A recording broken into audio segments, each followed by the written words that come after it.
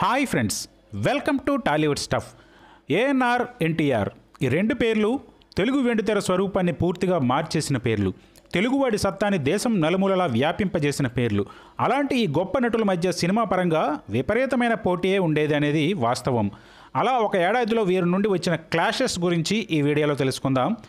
1962లో అక్కినేని నందమూరుల మధ్య మొత్తం 3 సార్లు పోటీ వచ్చింది.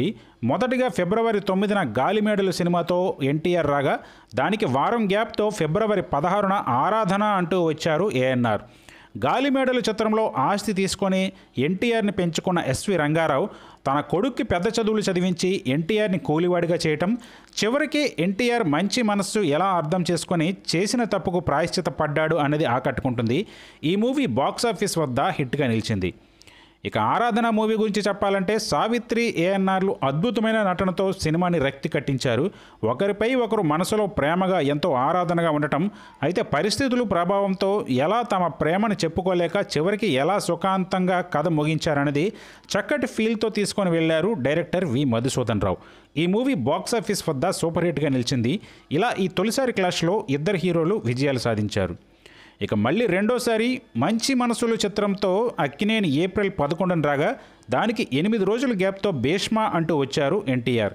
మంచి మనసులు చిత్రంలో ఏఎన్ఆర్, సావిత్రి, షావుకార్ జానకిలు హీరో హీరోయిన్లుగా నటించగా, ఒక మంచి ఆశయం కోసం తమ ప్రేమను త్యాగం చేసే క్రమంలో ఏఎన్ఆర్, సావిత్రులు అద్భుతంగా నటించారు. పాటలన్నీ ఒకదాన్ని మించి ఒకటి విజయం సాధించాయి. సినిమా కూడా ఏమాత్రం తీసిపోకుండా బ్లాక్ బస్టర్గా నిలిచింది.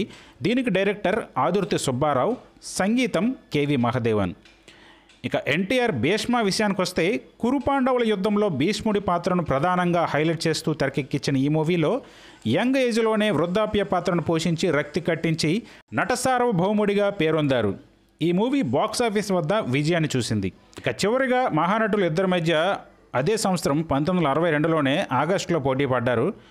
స్వర్ణమంజరి సినిమాతో ఎన్టీఆర్ ఆగస్టు 10న వస్తే, దానికి 2 వారాల గ్యాప్తో కులగోత్రాలు అంటూ వచ్చారు ఏఎన్ఆర్. స్వర్ణమంజరి మూవీలో అంజలి, ఎన్టీఆర్లు నటించగా, విలన్గా మహామంత్రిగా రాజనాల అద్భుతంగా నటించారు.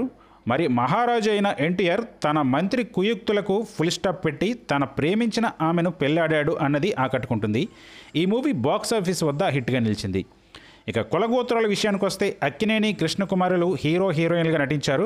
చక్కని ఫ్యామిలీ ఎంటర్టైనర్గా వచ్చిన ఈ మూవీలో మనిషికి కులగోత్రాల కంటే విలువైనది మనసే అని, అలాంటి మంచి మనసు ఉన్న అమ్మాయిని ప్రేమించి పెద్దలను ధిక్కరించి పెళ్లాడిన హీరో కథ ఇది విశేషమైన ప్రేక్షకాదరణ పొంది సూపర్ హిట్గా నిలిచింది. సూర్యకాంతం, గుమ్మడి గార్ల నటన ఆకట్టుకుంటుంది. ఇలా మొత్తంగా 1962లో ఎన్టీఆర్, ఏఎన్ఆర్ల మధ్య వచ్చిన ఈ క్లాష్లో ఇద్దరు సమ ఉజ్జీలుగా నిలిచారు. మరి ఇదండి ఇవాళ వీడియో. ఈ వీడియో మీకు నచ్చితే లైక్ చేయండి, షేర్ చేయండి, కామెంట్ చేయండి. అలాగే ఛానల్ని సబ్స్క్రైబ్ చేసుకోండి. మరో ఇంట్రెస్టింగ్ వీడియోతో మళ్ళీ కలుద్దాం.